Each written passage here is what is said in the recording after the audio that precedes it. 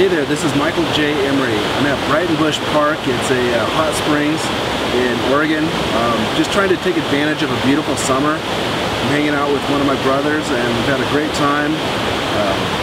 Got pretty cold at night. We were sleeping in a tent and we didn't sleep too much, but we were able to go in the sauna and the hot springs kind of all night long. So, you know, what we lacked in sleep we made up for in some natural healing and some good mineral water and stuff. So, but while I was out here, my brother and I, we started talking about fear, shame, and guilt, and talking about some of the experiences we had in high school or even grade school and younger than that, and just how those were different from what we experienced as adults.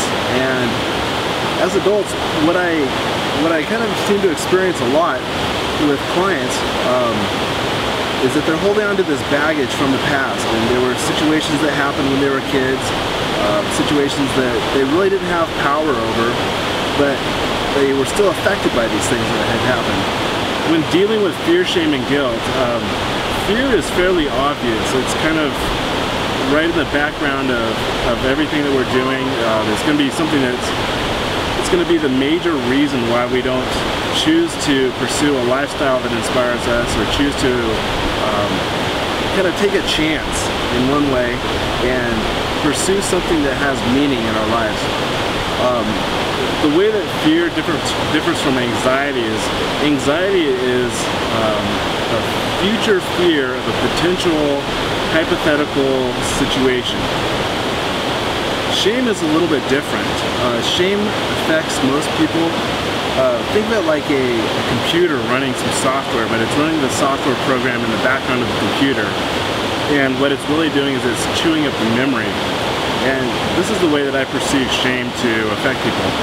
It's this background presence of who they're not, or some sort of circumstance that they couldn't change, and they carry that with them, and they'll bring it into social situations, or they'll bring it into the workplace, and it really has a lot of insecurities, and it's kind of like this nagging little part that needs to be resolved, needs to be dealt with, yet it's so overpowering at times. And guilt usually only happens when there's another person in play, or another organization. And guilt is very large in religious communities. There's a lot of guilt that goes on where it says, you did this thing that was wrong, and therefore you've got to do something to reconcile this wrong deed that you did. And you know, that's up to you if you want to choose to abide by a certain religious code or order. For some people they choose to, for others they choose to create their own.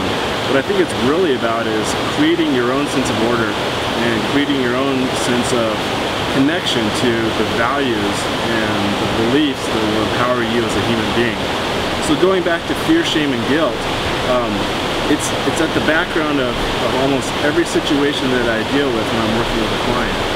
And it can be something that's very powerful, yet you can also overcome it. The best way to manage fear, shame, and guilt is to consider whatever you're going through in life, whatever specific challenge might be at hand, and consider it on a spectrum.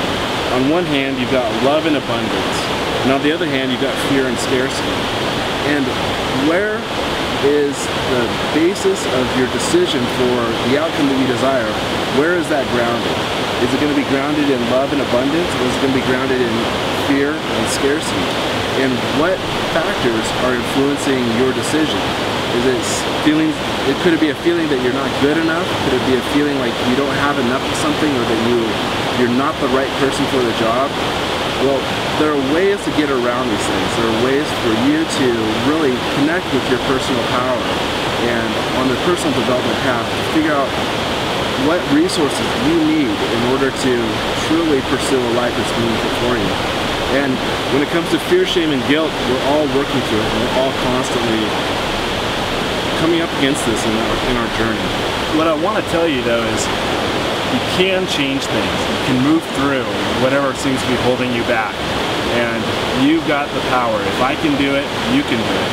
And that's the biggest thing that I want to reinforce here, or to just to expand upon, is that, you know, whatever anybody else has done before you in time, you can do it. You can build upon their knowledge. You can build upon what they've done, the path that they've put, that they've left behind, that you've been able to follow. And you can take their experiences and you can learn from them. You can take the resources that they've developed and you can integrate those into your life. And that's what I'm here to do. That's really my purpose.